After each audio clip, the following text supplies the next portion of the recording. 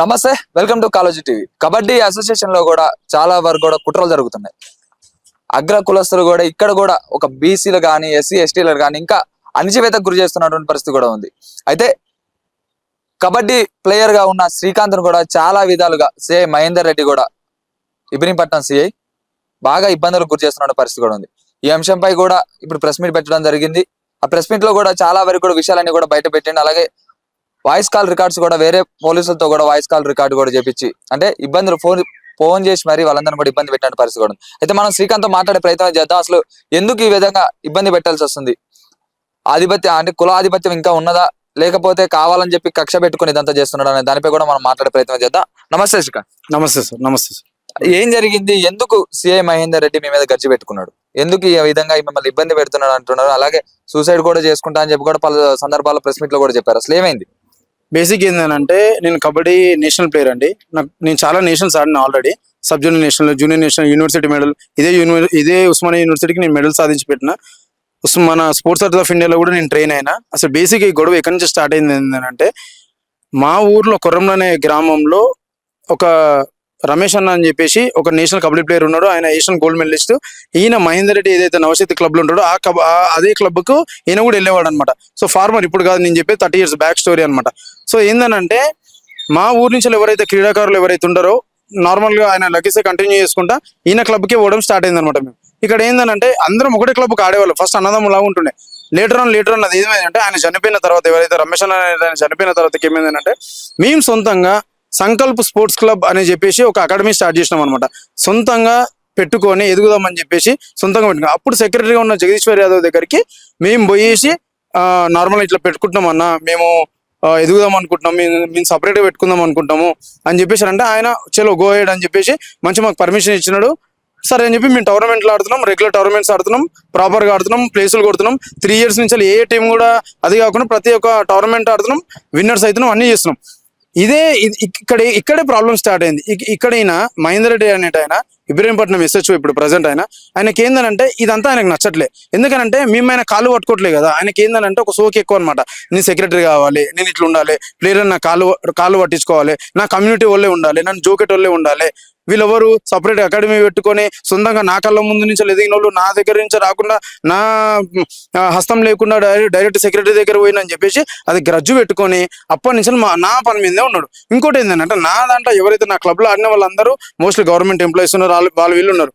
నాతో పాటు ఆడిన క్రీడాకారులు కానీ ఎవరైతే ఉన్నారో మేము ఆల్రెడీ అన్ని నేషనల్స్ ఆడినాం. లాస్ట్ కి ఒక మెట్టు ఎక్కాల్సింది ఏంటంటే సీనియర్ నేషనల్. అదొకటి చాలా అవసరం ఉందన్నమాట మాకు. ఈసారి కరెంట్ గా ఏమైనా ఆడితే జాబ్ లోకి ఏదైనా పెట్టుకుందామని చెప్పేసి మేము ఆ ఉద్దేశంతో 85 kgs బిలో ఉండాలన్నమాట అది. సో దానికి ఏజ్ లిమిట్ అనేది లేదు, 85 kgs బిలో ఉండాలి. సో డైట్ అవన్నీ చూసుకుంటా నిరంతరం ఆడుకుంటే సీనియర్ నేషనల్ దగ్గరికి పోతే వరుసగా 3 years నుంచి 3 సీనియర్ నేషనల్ వాళ్ళే సెలెక్ట్ చేసుకున్నారు. కమిటీ అంతా సెలెక్షన్ చేస్తుంది. మేము ఆ కమిటీ సెలెక్షన్ చేసినాక నేషనల్ క్యాంప్ పోతాం. ఆ నేషనల్ క్యాంప్ లో లాస్ట్కి వచ్చేసరికి రేపు టీం పోతున్నా అన్నప్పుడు నా నేమ్ కట్ చేస్తున్నాడు అండి. ఎందుకు అట్లా అంటే, నేషనల్ టీమ్స్ అంటే చాలా వరకు కూడా అందరు సెలక్షన్స్ కమిటీ ఉంటది, అందరు కూడా కమిటీ సెలెక్ట్ చేసిన వాళ్ళనే పంపిస్తారు, మంచిగా ఆడేటోళ్ళని పంపిస్తారు. ఎందుకంటే తెలంగాణకు మెడల్ రావాలి కాబట్టి ఖచ్చితంగా ఇదంతా దృష్టిలో పెట్టుకుని చేస్తారు కదా. ఎందుకు నీ పేరు ఎందుకు తీసేస్తున్నట్టు? ఇక్కడ మెయిన్ థింగ్ ఏంటంటే, అందరు మిస్కన్సెప్షన్ ఉన్నది ఏంటంటే, తెలంగాణకి మెడల్ రావాలి అనేది ఎవరికి ఉండదండి. ఇక్కడ ఏందనంటే, మావోడు ఆడిండా, అరే మావోడు ఆడిండా, మా క్లబ్బోడు ఆడిండా, వీడు ఆడిండా, ఇంతే. సో ఈ ప్లేయర్లకి ఇది అలవాటు చేసినారు అనమాట. ఎవరిని పట్టుకుంటే ఏ పని అవుతుంది, ఇది ప్లేయర్లకు అలవాటు అయిపోయింది. ప్లేయర్లకు మైండ్ సెట్ ఏంటంటే, ఇది అలవాటు పడిపోయిన తర్వాత వాడు ఆడతాడు, పోయి నేషనల్ ఆడితే చాలు అన్న కాడుకుంది. ప్రీ క్వార్టర్స్ ఆడాలి, క్వార్టర్స్ ఆడాలి, గ్రూపుల నుంచి బయటికి వెళ్ళాలి, ఇవన్నీ ఉంటాయి. మరి ప్రతి దగ్గర కనీసం మన పక్క రాష్ట్రమైన ఆంధ్రతో కూడా మనం ఓడిపోతున్నాం కదా. పక్క రాష్ట్రంతో ఉన్న మనం ఆంధ్రతో కూడా ఓడిపోతున్నాం. మొన్న రీసెంట్ గా సీనియర్ నేషన్ లో గ్రూప్ ప్యాక్, జూనియర్ నేషన్ లో గ్రూప్ ప్యాక్, వాళ్ళ కమ్యూనిటీకి చెందిన వ్యక్తులు వాళ్ళ క్లబ్ ప్రతి ఇయర్ ఒకటి ఆడతాడు. మరి ఎవరో స్పోర్ట్స్ అథారిటీ ఆఫ్ ఇండియా పిల్లవాడు ఎందుకు ఆడతలేడు, వాళ్ళ క్లబ్ ఎట్లా ఆడుతున్నాడండి? ఇంకొకటి ఏంటంటే, 2011 నేషనల్ స్పోర్ట్స్ కోడ్ ఆధారంగా ఆ చట్టాన్ని ఉల్లంఘించి ఇప్పుడు ఈయన ఫ్రాడ్ పద్ధతిలో ఎన్నుకొని సెకండ్ టర్మ్ ఎవ్వడు కూడా చేయడానికి లేదు, ఒకటే టర్మ్ చేయాలి. గవర్నమెంట్ ఎంప్లాయీ అనే వ్యక్తి నేషనల్ స్పోర్ట్స్ కోడ్ ఆధారంగా ఈయన సెకండ్ టర్మ్ చేస్తున్నాడు. ఆల్రెడీ పెంటాత్లనే అసోసియేషన్ కి 2020 నుంచి 2024 వరకు ఆల్రెడీ చేసిండు ఈయన. అది at the same time EC member లా కూడా ఉన్నాడు తెలంగాణ ఒలింపిక్ అసోసియేషన్ కి. అయినా కూడా ఇప్పుడు ఆయన ఏం చేస్తున్నాడు, ప్రజెంట్ సెక్రటరీ లాగా చెలమని అవ్వకుండా, అరే ఏం కాదు, ఎవరి దగ్గర ఏం ప్రూఫ్లు లేవులే అట్లా చెలమని అవ్వకుండా ఇవన్నీ చేస్తున్నాడు. సో వాస్తవంగా మాట్లాడుకుంటే నన్ను సస్పెండ్ చేసే అధికారం కూడా ఆయనకు లేదు అసలు. ఇది ఇప్పుడు ఈ సస్పెండ్ చేసి నన్ను కబడ్డీ బట్టలు ఏనిస్తలేడు, ఎక్కడ గవర్నమెంట్ ఆనిస్తలేడు నన్ను. నేను పర్ఫెక్ట్ గా ఫిట్ ఉన్నా, 85 kgs బిలో ఉన్నా, ఆయన నన్ను ఆనిస్తలేడు. ఎందుకు? ఆయన మోచేతి నీళ్ళు మేము దాగం, ఆయన జోకం మేము, ఆయన స్టేటస్ లో మేము పెట్టుకోము, ఆయనతో మాకు సంబంధం. మా దగ్గర మాకు ఆట ఒకటే, ఇది ఈ ఆట అనేది మేము ఆడొద్దు అనమాట. ఎందుకు దూరం ఉన్న పిల్లలు మా దగ్గర ఆడొద్దు, ఆయన కమ్యూనిటీలో ఉన్న వాళ్ళే ఆడాలి, అట్లా అనమాట. ఓకే, ఫైనల్ గా ఏం చెప్పదలుచుకున్నా సీఎం మహేందర్ రెడ్డి? వాకిటి శ్రీహరి కూడా స్పందించిన, స్పోర్ట్స్ మినిస్టర్ కూడా స్పందించి నీకు న్యాయం చేస్తా అని చెప్పినాడు, ఇవన్నీ కూడా చేస్తా అని చెప్పింది. కాబట్టి ఫైనల్ గా ఏం చెప్పదలుచుకున్నా? స్పోర్ట్స్ మినిస్టర్ కూడా ఏం చెప్పదలుచుకున్నా? సార్, స్పోర్ట్స్ మినిస్టర్ గారు, డీజీపీ గారు, సిపి గారు, ప్రతి ఒక్కరికి నేను చేతులు జోడించి చెప్తున్నానండి, ఇట్లాంటి వాళ్ళని ఎంకరేజ్ చేయకండి. ఇతను యూనిఫామ్ వేసుకున్న దొంగ. మీకు అర్థం కాని థింగ్ ఏంటంటే, ఇప్పుడు మమ్మల్ని కబడ్డీ దాంట్లో ఎట్లయితే ఫ్రాడ్ చేసినాడో, డిపార్ట్మెంట్ కూడా ఫ్రాడ్ చేసినాడు ఈయన. ఆఖరికి డిపార్ట్మెంట్ దగ్గర నుంచి ఎన్ఓసి తెచ్చుకున్నాడు, ఫేక్ ఎన్ఓసి వల్ల. ఇప్పుడు ఈయనకి ఎన్ని సెలవులు ఉంటాయండి? ఎక్కడెక్కడికి పోతాడు ఈయన? ఇప్పుడు ఖమ్మంలో ఉంటాడు, 4 రోజులు ఆడు ఉంటాడు. ఇబ్రహీంపట్నం జనాలకి ఈయన వద్దా? అక్కడ ఏదో ఒక ఇన్సిడెంట్ అవుతుంది, దాన్ని ఎట్లా అడ్రస్ చేస్తాడు ఈయన? అంటే కన్సర్న్ డీసీపీ ఈయన మేనేజ్ చేస్తున్నాడా? అది ఎవరికి తెలియదు అనుకుంటున్నాడా? మేము మాట చేసాం, మాకు డీటెయిల్స్ రావా? ఇప్పుడు ఆ ఎన్ఓసి వచ్చింది, ఆ ఎన్ఓసిలో ఏముంటది? కొన్ని రూల్స్ అండ్ రెగ్యులేషన్స్ పరంగా ఇస్తారు ఆయనకి, సిటీ లిమిట్స్ దాటొద్దు అట్లాంటి పరంగా ఆయనకి ఇస్తారు. అవన్నిటిని క్రాస్ చేసి ప్రతి దగ్గర ఈయన కమ్యూనిటీకి చెందిన వాళ్ళు ఉంటున్నారు. సో అది మేనేజ్ చేసుకుంటే ఇది పెడుతున్నాడు. సో ఈ మీడియా మిత్రులకు నేను తెలియజేపేది ఏంటంటే, దీన్ని వీలైనంత ప్రచురంగా చేస్తే ఏమవుతుందని అంటే, మెయిన్ థింగ్ నాలాంటి ప్లేయర్లకి భరోసా కల్పించిన వాళ్ళు అవుతారు. మెయిన్ థింగ్ ఏంటంటే, సిపి గారు, డీజీపీ గారు ఇట్లాంటి వాళ్ళని ఎంకరేజ్ చేయకండి, ఇమ్మీడియట్ గా వీళ్ళని సస్పెండ్ చేయండి. సస్పెండ్ చేస్తేనే ఇట్లాంటి వాళ్ళు మళ్ళీ మన కబడ్డీ దాంట్లోకి కానీ, స్పోర్ట్స్ దాంట్లో కానీ ఎవరు రారు. బేసిక్ గా ఏ స్పోర్ట్స్ వాళ్ళు ఎవరికి భయపడరండి, రెస్పెక్ట్ ఇస్తారు. ఆ రెస్పెక్ట్ ప్రాపర్ వేలో మీరు తీసుకోవాలి. సో ఇది ఒకటే అండి నాది. హలో అన్నా, నమస్తే అన్నా. నేను మధు అన్న, కాలేజీ టీవీ అన్న. ఇగో మన స్పోర్ట్స్ నుంచి ఒక పిల్లగాడు, శ్రీకాంత్ అని ఒక పిల్లగాడు వచ్చిండన్న.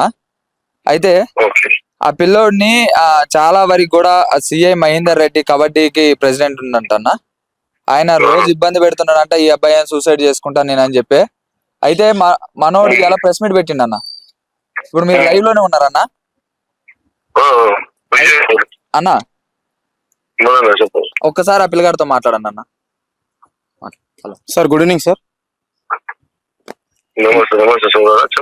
సార్, ఇప్పుడు మడ్డి మహేందర్ రెడ్డి అనేట ఆయన ఎస్హెచ్ఓ సార్, ఇప్పుడు మన ఇబ్రహీంపట్నం పోలీస్ స్టేషన్ సార్. ఆయన ఇప్పుడు Telangana kabaddi secretary sir, Telangana kabaddi association secretary sir ఆయన ఇప్పుడు. అయితే ఆయన ఏందనంటే, యాజ్ ఎ గవర్నమెంట్ ఎంప్లాయీ మనకు నామ్స్ ప్రకారం ఒకటేసారి సెక్రటరీ అయ్యాలి సార్ ఆయన. కానీ ఆయన ఏందనంటే 2 టర్మ్ సెక్రటరీ చేస్తున్నారు సార్. ఆల్రెడీ పెంటాత్లనే అసోసియేషన్ కి ఆల్రెడీ సెక్రటరీ చేసింది సార్ ఆయన. కానీ ఇప్పుడు మళ్ళీ ఫ్రాడ్ పద్ధతిలో ఇక్కడ సెకండ్ టర్మ్ చేస్తున్నాడు. ఇట్లా మా ప్లేయర్లకు ఎట్లనంటే భయభ్రాంతులకు గురి చేస్తున్నారు సార్. ఇట్లా యూనిఫామ్ అడ్డం పెట్టుకొని ఆయన జోకేటోళ్ళకి, ఆయన స్టేటస్లు పెట్టుకునేటోళ్ళకి, అది చేసేటోళ్ళకి, వాళ్ళ కమ్యూనిటీకి చెందిన వాళ్ళకి, ఓన్లీ వాళ్ళకే అయినా అది చేస్తున్నారు సార్ ఆయన. మళ్ళీ పోలీసు వాళ్ళతో ఫోన్లు చేయించడం, ఇట్లాంటి భయభ్రాంతులకు గురి చేస్తున్నాడు సార్. నేను ఎక్కడ వర్క్ చేస్తున్నా అక్కడ వాళ్ళకి ఫోన్లు చేయించడం, నన్ను ఇబ్బంది గురి చేస్తున్నాడు సార్ ఇక్కడ. సార్ ఇట్లా ఇబ్బంది గురి చేస్తున్నారు సార్. ఎటువంటి యాక్షన్ తీసుకుంటారు సార్? ఇప్పుడు మీకు కూడా నేను లెటర్ మొన్న ఒకటి లెటర్ ఇచ్చిన సార్, మీకు ఒకటి, ఏకేఎఫ్ఐ ఒకటి, డీజీపీ గారికి, కన్సర్న్ సిపి గారికి, ఈయన మీద ఇచ్చిన సార్. నేను లెటర్లు ఇచ్చిన ఆల్రెడీ సార్. ఇచ్చింది సార్ మొన్న, అంటే నేను పోస్ట్ చేసిన సార్ మొన్న. అన్ని ఆఫీసులకి, అన్ని శాఖలకి ఇచ్చిన సార్ ఈయన మీద.